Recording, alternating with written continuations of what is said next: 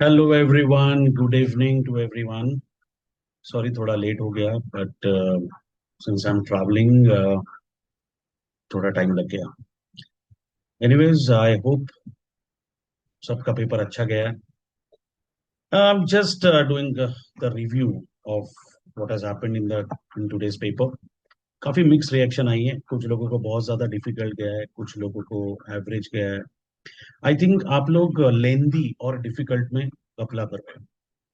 Paper लेंदी जरूर था लेकिन डिफिकल्ट नहीं था। अगर आपने सही तरीके से प्रैक्टिस की होगी, अगर आपने सही तरीके से लॉजिकली सम सॉल्व किए होंगे तो आपको दिक्कत नहीं आई होगी। अगर आपने कुछ क्वेश्चंस छोड़ दिए थे, अगर आपने कुछ टॉपिक्स छोड़ दिए थे तो आपको रियलाइज हुआ होगा वही टॉपिक्स, मेजर टॉपिक्स जो जनरली दुनिया छोड़ती है, वही टॉपिक्स आज पूछे गए थे। Well, I am starting with descriptive, I am starting with the MCQ part. ये एमसीक्यू पार्ट में काफी कैलकुलेशन था। छोटे छोटे कैलकुलेशंस इन लोगों ने पूछे थे। जैसे ये पहला केस सिनारियो था जेड मैन्युफैक्चरिंग लिमिटेड का, जहाँ पे हमको सबसे पहले तो पीवी रेशियो मांगा था which was 45%। I am sure सबने कैलकुलेट किया होगा। 18 लाख का प्रॉफिट भी सबने निकाला होगा। फिर कंट्रीब्यूशन सेल्स रेशियो जो रिवाइज्ड मांगा था वो भी आपने कर ही देगा। सी, इस क्वेश्चन में कोई दिक्कत नहीं थी। सेकंड क्वेश्चन मटेरियल कॉस्टिंग पे था, जिसमें आपको कैरिंग कॉस्ट को मर्ज करना था। कैरिंग कॉस्ट को आपको मर्ज करना था। ये आपकी कैरिंग कॉस्ट यहाँ पे मर्ज करके आपको लेनी थी। कैरिंग कॉस्ट का परसेंटेज आपको यहाँ पे लेना था। फिर आप, वैसे तो कुछ डिफिकल्ट नहीं था इसमें, ईओक्यू वगैरह ही मांगा था। फिर ये एक और इम्पोर्टेंट पार्ट था जिसमें वेजेस भी इन लोगों ने एमसीक्यूज में पूछ लिया। एक्चुअल वेज रेट वगैरह जो इनका कैलकुलेशन था वो भी इन्होंने पूछ लिया। I I think majority of you have got these answers right.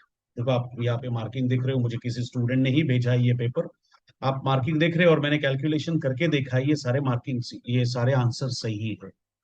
Okay, सो हम लोगों ने, ये अगर आप गौर से देखोगे तो ये सारे चैप्टर्स हमने किए थे और मैंने क्लियरली आपसे कहा था, अगर आप रिवीजन लेक्चर वगैरह भी सुना होगा आपने, तो ये मटेरियल कॉस्टिंग, मार्जिनल कॉस्टिंग के छोटे छोटे पेटी क्वेश्चंस आजकल एमसीक्यूज में आने शुरू हो गए और वही हुआ है। तो कुछ एज सच नया इसमें दिख नहीं रहा है। हाँ, थोड़ा सा सरप्राइजिंग था लास्ट पार्ट, क्वेश्चन नंबर 15 वाला, स्पेयर पार्ट वाला था, जहाँ पे स्पेयर पार्ट्स की कॉस्ट इंक्रीज हो रही थी, प्राइस इंक्रीज हो रही थी और कंजम्पशन बढ़ने वाला था। अब ये जो एडजस्टमेंट है, ये एडजस्टमेंट हमने मशीनर रेट के क्वेश्चन में कवर की है ऑलरेडी। तो इसका फिफ्थ क्वेश्चन, इसका भी आंसर डी है, 132 250। आई एम श्योर आपको ये सब आंसर्स मिले होंगे। असली मजा था डिस्क्रिप्टिव में, आप लिखते चले गए, लिखते चले गए, लिखते चले गए और खत्म नहीं हो रहा था। लेकिन कोई बात नहीं, मैंने आपको पहले भी कहा था, don't run after attempting 100% if you are not confident. अगर 80 मार्क्स का सॉल्व करोगे तो भी 75 आ सकते हैं, अगर 90 का सॉल्व करोगे तो भी 85 आ सकते हैं, 90 आ सकते हैं। लोगों ने किया है, तो पैनिक मत होना। यहाँ पे एकदम ये पहला क्वेश्चन जो डिस्क्रिप्टिव था आपका, पहले क्वेश्चन में ही इन्होंने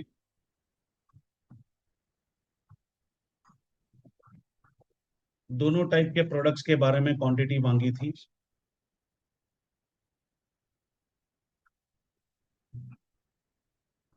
चार,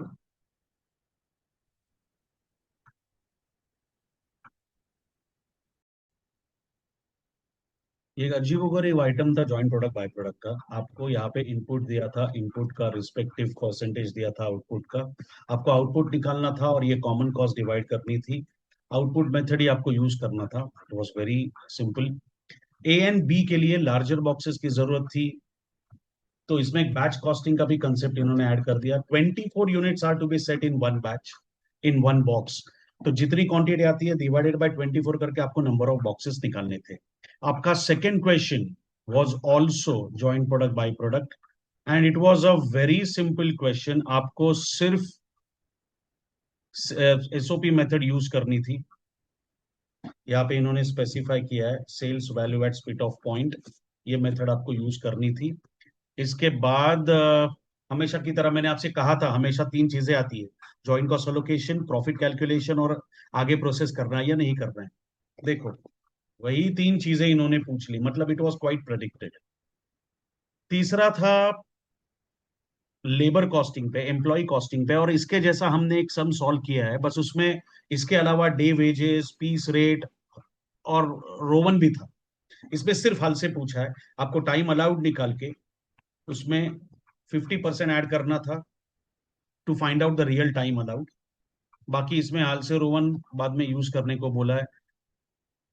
आज सुबह ही मैंने किसी को ये डाउट सॉल्व करके दिया था।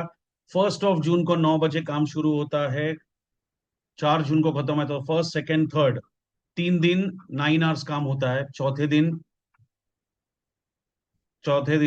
12 बजे तक, या मैंने 9 से 12, 3 दिन, सो 30 घंटा एक्चुअली काम हुआ है वर्कर का। सो 9 3 27, 27 + 3 30 आवर्स का एक्चुअल काम हुआ है, मतलब टाइम टेकन।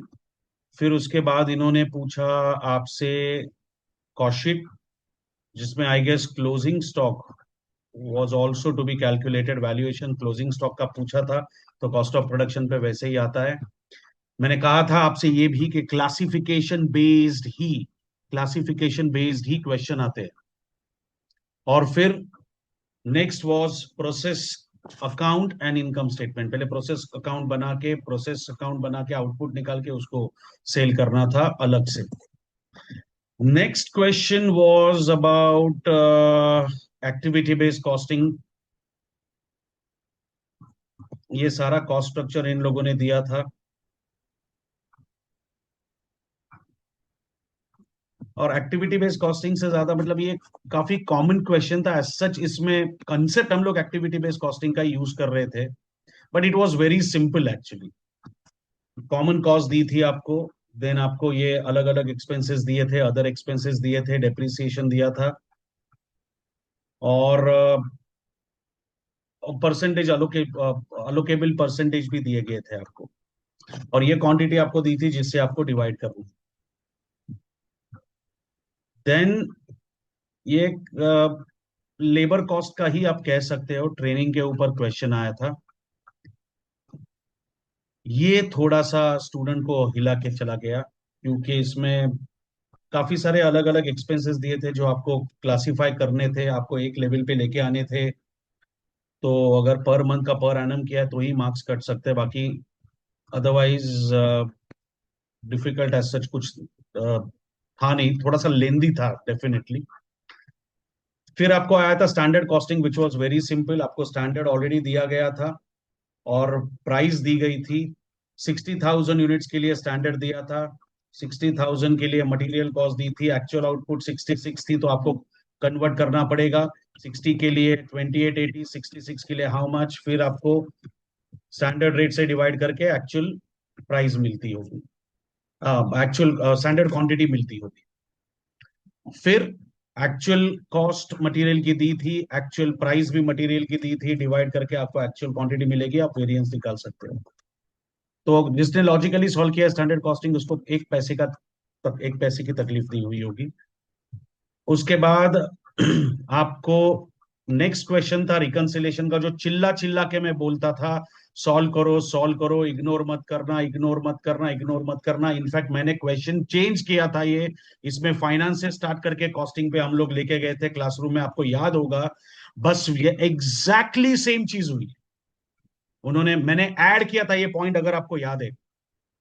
बहुत बार तो ये होमवर्क सेक्शन में होने के बावजूद मैंने सॉल्व किया था, और उसमें ये पॉइंट मैंने ऐड किया था, रिकंसिलेशन फाइनेंस से स्टार्ट करो।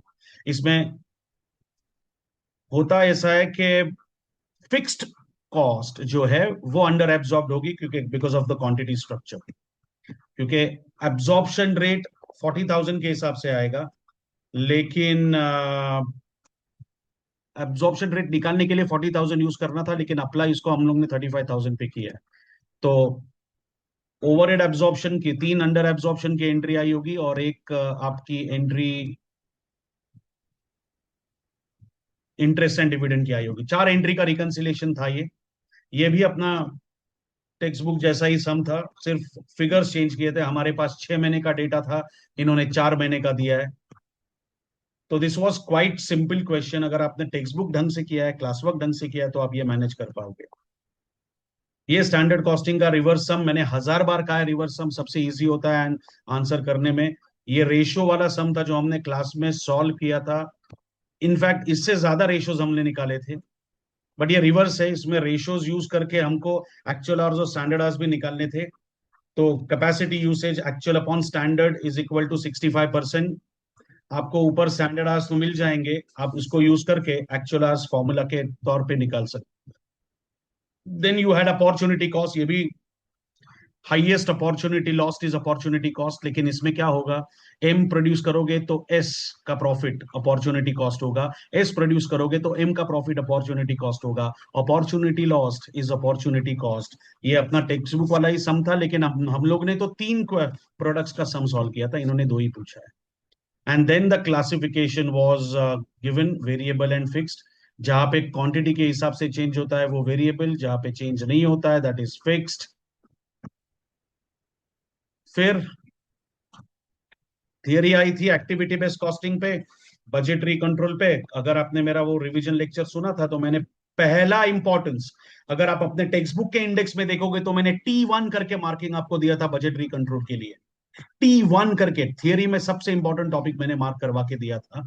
एंड ये हमने क्लासरूम में डिस्कस किया था थियरी में, जो टेक्स्ट बुक में भी अवेलेबल है, कि रोवन का सिस्टम बेटर क्यों है हालसे से। शेयर करने के टाइम पे हालसे और रोवन दोनों बोनस शेयर करते हैं, दोनों बेनिफिट शेयर करते हैं, लेकिन क्वालिटी अगर मेंटेन करनी है तो रोवन स्कीम इज बेटर। ये सारा फिर मैगी, मार्गारेट एंड जेनिफर का एक सम सॉल्व किया था, मैगी एंड जेनी। सो बच्चों, एक चीज मैं आपको बता रहा हूं, आपको ना डरने की जरूरत नहीं है। अगर आपने क्वेश्चन अच्छी तरह से पढ़ के सॉल्व किया है, आई एम 100% श्योर जिन्होंने 60 मार्क्स भी सॉल्व किया होगा ना, उनको भी 55 मिल सकते हैं। जिन्होंने 70 मार्क्स का सॉल्व किया उनको भी 65 मिल सकते हैं। ऐसा नहीं है कि आप स्कोर नहीं कर पाओगे। तो प्लीज नेगेटिव सोचना छोड़ दो। मैं तो बोलता हूं कि अभी कॉस्टिंग के बारे में सोचना छोड़ दो। हम लोग सीधा फाइनल में मिलेंगे अभी। आपको बिल्कुल टेंशन लेने की जरूरत नहीं है, मैं वहां पे भी मिलूंगा आपका। I wait for you there. लेकिन इतना भी आपको, जो 4 दिन एक्स्ट्रा मिले, 2 दिन एक्स्ट्रा मिले बिकॉज ऑफ द इलेक्शन, वो यूटिलाइज कर लो। ऑडिट के लिए, एफएम एसएम के लिए आपका ग्रुप 2 इतना अच्छा कर लो कि आपका ग्रुप 1 भी सेट ऑफ में निकल जाए। और अगर दोनों में स्कोर कर लिया तो भगवान करे आपको रैंक मिल जाए। थैंक यू सो मच बच्चों, I love you all, God bless you all. That was paper review from my side. Thank you so much.